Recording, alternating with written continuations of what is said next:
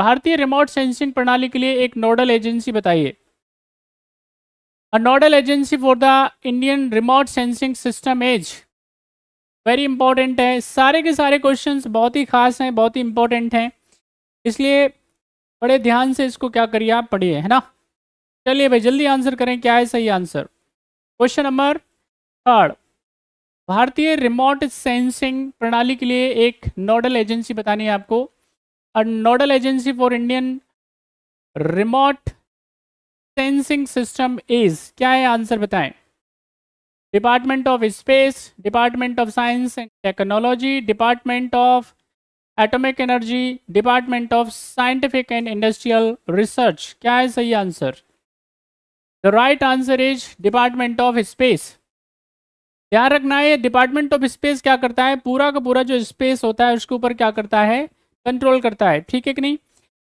तमाम तरह की जो जितने भी क्या हैं, सैटेलाइट लॉन्चिंग की बात कर लीजिए, बाकी तमाम बातें कर लीजिए, वो सब क्या है, यही देखता है।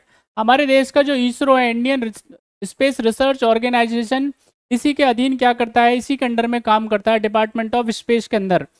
डिपार्टमेंट ऑफ स्पेस जो है डायरेक्ट क्या करता है, पीएम साहब के अधीन काम करता है, बात समझ में आ रही है।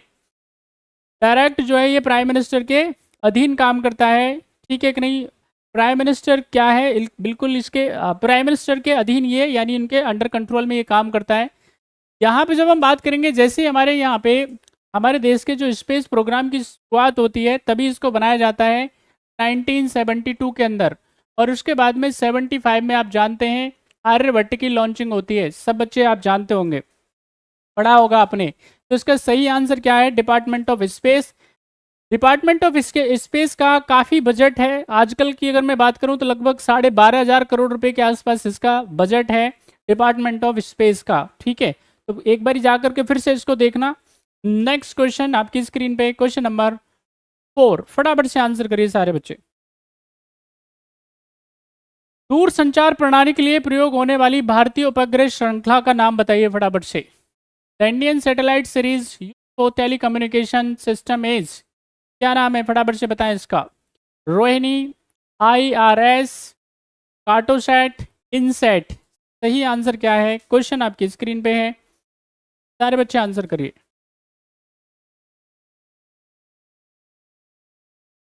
Question number 4 on your screen, answer करें सारे बच्चे। चलिए अब जिन्होंने भी आंसर दिया है, देखिए क्या है इसका सही आंसर। बहुत बढ़िया, शाबाश, सभी बच्चों ने आंसर बढ़िया दिया है, नाइस।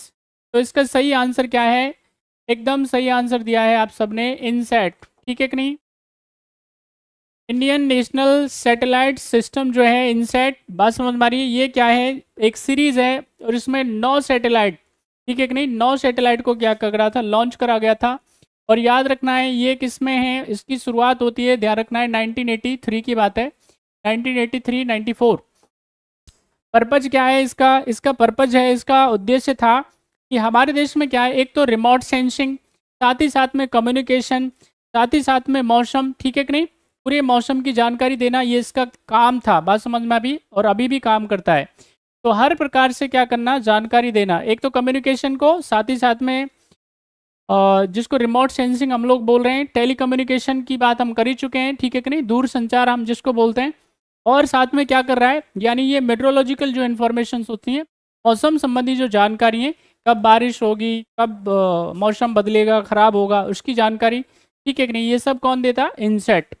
सही जवाब इसका क्या है, डी,